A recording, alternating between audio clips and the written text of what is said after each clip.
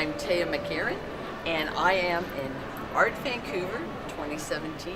I've been here for a couple of years, and I'm introducing a new type of work that I'm doing. I'm going to talk about Rock of Ages and a little bit of description of what it is and why I do it and all that good stuff.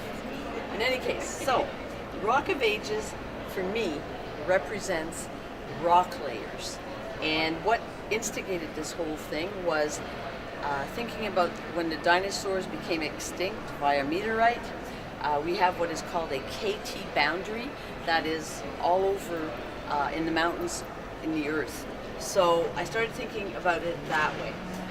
This has about 23 layers of paint because as I was working through it, I kept, what imagery was I thinking about? What did I want to convey? So I had to create lots of layers and depth. So I also put in symbols. I love petroglyphs. I go to petroglyph sites and investigate them, take pictures. And so when I was putting on the gels, the various gels that I've put on here, I basically inscribed some symbols. Some are from the Southwest, some are BC, some are just out of my head. For instance, the snake here, this is a BC as well, but mostly a US Southwest symbol. This represents rain in the Southwest. Over here we have a couple of symbols. This represents a river running through a town. And so as I was going along, I just created these and just kept going with it. Put white, took it on, took it off, did a push and pull technique, anything to create depth and give it a different perspective. This was the hardest part. I needed to make it all work together, and so these ones have a lot of coats of paint.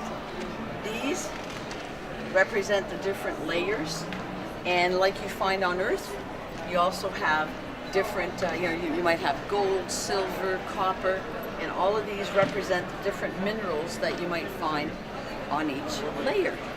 So the more I'm thinking about this, I need to explain it a little bit more. These are all acrylics. Everything in here is acrylic. And the paints that I've used, oh my lord, I've used so many.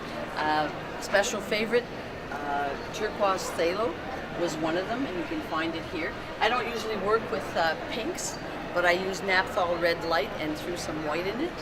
And I created a really interesting gray in here because it wound up being a little bit too white. I did what's called a gesso float at one point, wanting the gesso very thin, and I wanted it to go into these symbols so that they would be popping out a little bit more, or if I wanted to, I could go back in with coloring pencil and emphasize them.